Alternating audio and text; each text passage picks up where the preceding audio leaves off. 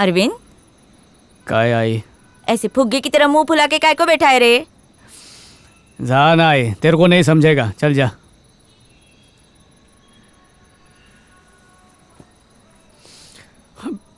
आई बेटा, उधर से मैं तुम लोगों की बातें सुनी। अगर तू मेरी बात का बुरा नहीं माने तो एक सलाह दूं। तुझे ये बात बताते हुए बड़ा अजीब लग रहा है, पर मैं तेरे को बताएगी। जब तू 2.5 साल का था तब से मैं लोगों के घर के बर्तन मांज रही है। मेरा हर प्रकार के लोगों से पाला पड़ा। कुछ आदमी लोग मेरे ऊपर बहुत ही गंदी नजर डालते थे। उनसे मुझे घिन आती थी कि जिन लोगों को मैं अपना मालिक मानती थी वो लोग कितने नीच है। पर मैं काम से जी नहीं चुराई, ईमानदारी से काम किया। उनमें से एक आदमी ने जानबूझ करके मेरे बदन को छूने की भी कोशिश की। मैं अंदर से एकदम कांप गई। तब मैंने सोचा मुझे अपने काम के प्रति वफादार रहना चाहिए, ना कि अपने घिनौने और गंदे मालिकों के प्रति। जब मैंने उसे घूर के देखा तो वो डर के मारे कांपने लगा। उसके बाद कभी मेरे सामने नहीं आया। वो मुझसे बुरी तरह डर गया, लेकिन मुझको काम से नहीं निकाला। उसको लगा मैं ये बात उसके माँ बाप को, बीवी को, अड़ोस पड़ोस में सबको बता दूंगी। इसी बात के डर से जब मैं काम खत्म करके जाती थी तब वो घर में आता था। पता ही इससे क्या हुआ? वो मेरी पहले से भी ज्यादा दिल से इज्जत करने लगा। जानता है तुझे ये सब क्यों बता रही हूँ? अगर तू तेरा काम वफादारी से करेगा ना तो तेरा कोई भी कुछ नहीं बिगाड़ सकता। तेरा बॉस भी कुछ नहीं कर सकता, तेरा बाल भी बांका नहीं कर सकता। वो हम जो पगार लेते हैं ना वो अपने खून पसीने और मेहनत की लेते हैं। किसी के तलवे चाटने की और जी हुजूरी करने की पगार नहीं लेते हम। बेटा अरविंद, कुछ गलत कहा मैंने?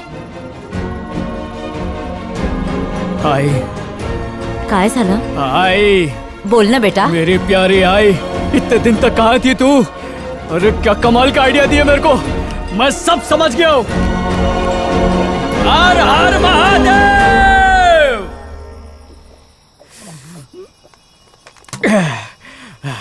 आज मैं बहुत खुश है। आई ने मेरी आंखें खोल दी मजदूर की असली ताकत बता के। मालूम है वो क्या होती है? वफादारी। वफादारी अगर वो दाव पे लग गई ना तो बड़े से बड़ा बादशाह भी घुटने टेक देता है रे। मजे के बाद कोई आंदोलन का जरूरत ही नहीं है, बस हल्के से बगावत के छींटे की जरूरत है और हम लोग मैदान मार लेंगे। जब चुल्लू भर कोल्ड ड्रिंक का छोटा सा फॉर्मूला दुनिया भर में मशहूर हो सकता है तो मेरा भलाई से बना ईमानदारी का फॉर्मूला दुनिया भर में क्यों नहीं फैलेगा? प्लान मेरा पूरी तरह रेडी है, बस शुरू करने का है। और मैं शुरू करेगा अपनी कंपनी से, फिर मुझे देखकर सब मेरा तरीका अपनाएंगे और दुनिया की सारी कंपनियां सुधर जाएंगी। अगर मुझे आज तक कोई समझ पाया तो वो सिर्फ तुम ही हो मीनाक्षी। तुम ही बताओ जो मैं कर रहा हूँ वो सही है या नहीं। मेरे लिए कस्तूरी आदि सर की बात मायने नहीं रखती, तुम्हारी बात मायने रखती है। तुम मेरा साथ दोगी ना तो मैं सबकी फाड़ के रख देगा। दोगी ना? हाँ अरविंद।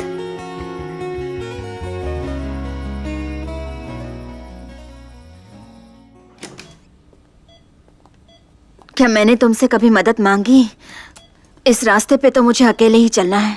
अगर हम लोगों की मदद के लिए ऐसे ही कतराते रहे तो इस दुनिया से भलाई उठ जाएगी और सिर्फ नफरत बचेगी। हम इस लड़ाई में आपके साथ खड़े रहेंगे। कल सैफरॉन का फाउंडेशन डे है, बहुत बड़ा दिन है। लोकनाथ, जयराम की ड्यूटी खत्म। अब कल से तुम मेरे लिए जासूसी करोगे। मीनाक्षी, कल सैफरन कंपनी का फाउंडेशन डे है, इसका फायदा उठाना ही चाहिए। शुरुआत करेंगे सैंपल मार्केटिंग से।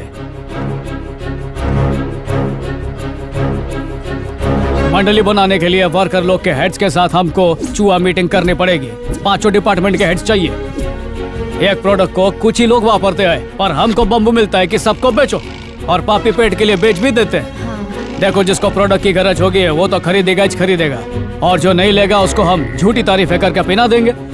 पर ये थर्ड कैटेगरी के लोग बहुत ढीठ होते हैं, उन पर ऐड का असर ही नहीं होता। उनको रो धो के मनाना पड़ता है। सर प्लीज ले लो ना सर, घर में अंधी माँ है, बहन की शादी करने की, प्लीज ले लो। तब बीच वो पिघलते हैं और अपन लोग भी यही तरीका अपनाएंगे।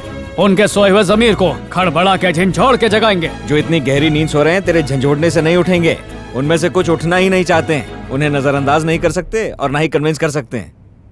ठीक है मित्रांनो, कल किस्मत की चवन्नी उछालते हैं। जानी, आज सैफरॉन परिवार के फाउंडर्स डे पर हमारी शूटिंग कैंसिल हो गई। सोचा घर पर मक्खी मारने से अच्छा है यहाँ आकर आपका मन बहलाएं और कुछ पैसे कमाएं। सैफरॉन परिवार को फाउंडर्स डे पर मैं अक्षय कुमार आप सबको बहुत बहुत बधाई देता हूँ। मैं भी बधाई देता हूँ।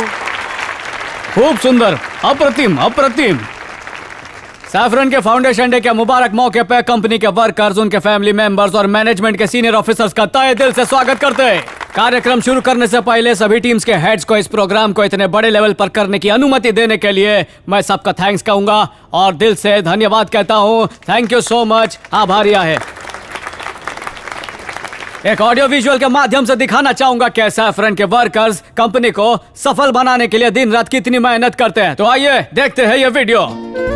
सैफरन आज जिन ऊंचाइयों को छू पाया है उसके पीछे सिर्फ मेहनती, ईमानदार और कर्मठ एम्प्लॉयज का हाथ है। अपने काम को भगवान मानने वाले, इस कंपनी को मंदिर समझने वाले वर्कर्स ने दिन रात कड़ा परिश्रम करके सैफरन का परचम पूरे देश में फहरा दिया है। आज हमारे देश में सैफरन नंबर 1 कंपनी है तो आप लोगों की ईमानदार कोशिशों की वजह से।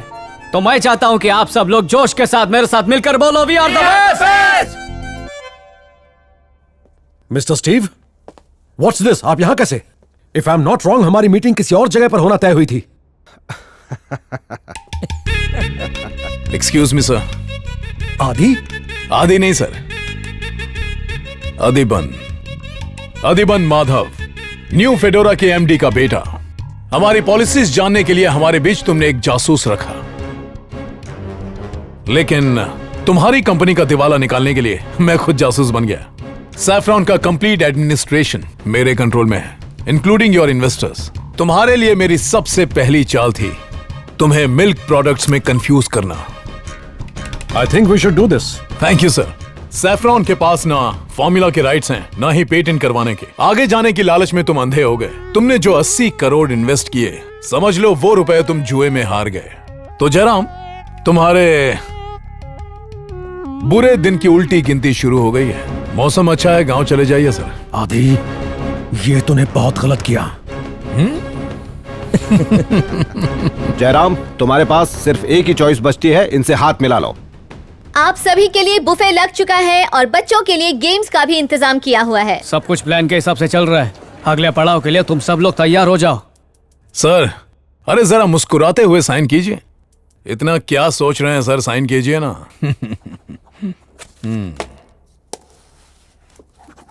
ये बात राज रखना कि मैं सैफरॉन का मालिक हूं।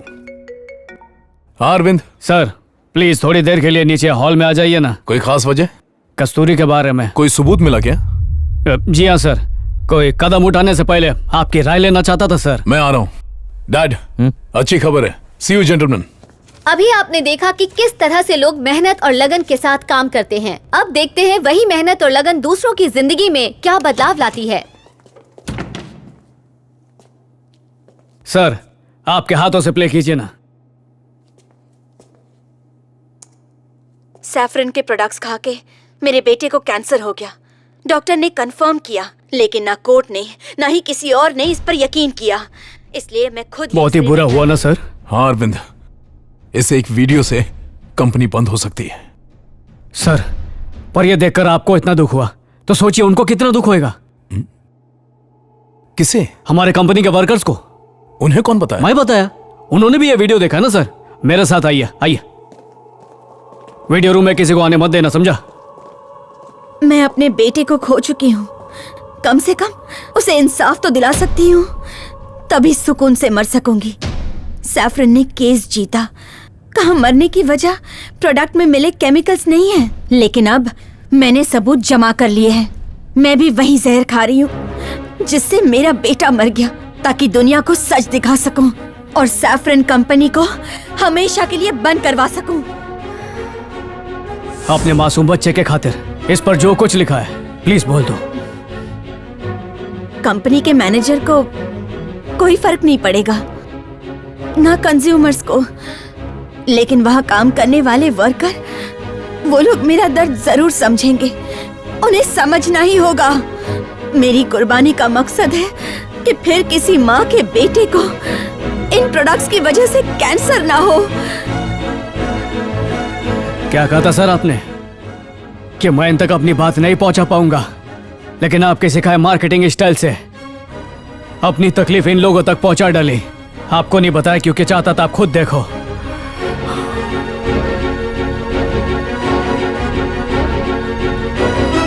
काय साला मंडली, बोलो वी आर द बेस्ट। कब चुप क्यों? आप बोलने की हिम्मत नहीं हो रही क्या? किस मुंह से बोले बेस्ट? क्योंकि हम तो वर्स्ट है। अभी थोड़ी देर पहले सब तालियां बजा रहे थे, आपके घर वाले खुश हो रहे थे, पर वो तालियां किस लिए थी? ऐसे मासूमों की जानें लेने के लिए? बोलने के लिए हम नेक और शरीफ लोग हैं, घर वाले प्यार करते हैं, समाज वाले इज्जत देते हैं। ऐसे काम करने के लिए दिमाग तो एक पैसे का नहीं चलाते। बस जो मैनेजर बोला दुम हिलाते हुए वही चुपचाप करते रहते हैं। इतनी मेहनत इसलिए करते कि हमारे हाथ से बनी चीजें खा के बच्चा मर जाए। तुम, मैं, हम सब लोग इसके मौत के जिम्मेदार हैं। अरे क्या कहना चाह रहा? हम अपराधी है के? और नहीं तो क्या, एक एक आदमी गुनहगार है। कंपनी कैसे कमाती है प्रोडक्ट से, और प्रोडक्ट कौन बनाता है? हमारा लेबर डिपार्टमेंट। ये हमारा डैनियल, इसकी जिम्मेदारी खाली ढक्कन बनाना। ये योगेश, इसकी जिम्मेदारी बोतल बनाना। अपना शाहनवाज ये बोलता मैं खाली मशीन चलाएगा बस। अरे तुम लोग ये नहीं समझते कि सबके योगदान से ये जहर फैल रहा है। मशीन ऑन करने से लेकर उस प्रोडक्ट की पैकिंग होने तक सब लोग जिम्मेदार है। ऐसे विभाग कामगारों के नहीं, मुजरिमों के होते हैं। इसने कस्तूरी का वीडियो मेरी वाइफ के मोबाइल पर भेज दिया। अगर मेरा तलाक हुआ तो मैं छोड़ूंगा नहीं तुझको। घर वालों को क्यों बीच में ला रहा है? दिमाग खराब होगा तेरा? अरे छोरे, इस वीडियो को देखने के बाद मारे बीवी बच्चे मारे बारे में क्या सोचेंगे? मारी बीवी को मेरे से लड़ाना चाह रहा? रे बावड़ी, पूछ तेरे को अरे पहले क्यों नहीं बताया तूने? अरे तूने इसके झापड़ क्यों मार दिया रे? भाई मैंने कुछ ना किया। तो बोले जान से मार दूंगा। तूने तो खून निकाल दिया। ठीक है भाऊ, तुम बोलते तो नहीं मारा। अरे भाई, माँ की कसम खाऊं के? चोट छोड़ो, चोट से तकलीफ नहीं हो रही।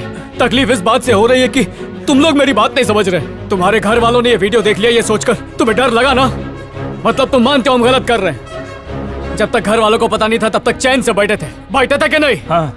और अब मालूम पड़ने के बाद चैन से नहीं बैठ सकते। घर वालों के सामने शर्मिंदा इसलिए हो रहे हैं क्योंकि हमारा जमीर अभी भी जिंदा है। इसलिए इसे रोकने के लिए एड़ी चोटी का जोर लगाएंगे। जब ग्राहक कुछ खरीदता है तब बॉस हमें पगार दे पाता है। बॉस के प्रति वफादार रहना चाहिए, पर हमारा असली बॉस तो ग्राहक ही है, तो उससे वफादारी निभानी चाहिए कि नहीं? भाई साहब, आपकी बात में दम है तो दसो क्या करें? तुम लोग बताओ। बोल भाई, स्ट्राइक तो तेरा भाई करा देगा यहाँ। तो चल हम लोग कोर्ट में चलते हैं, कंपनी सील करवाते हैं। और क्या तो सड़क जाम कर देते हैं, हमें कौन मना करेगा भाई? इतना राड़ा करने की जरूरत नहीं है, मेरे पास सरल उपाय है। मारा आइडिया अच्छा न लगा के?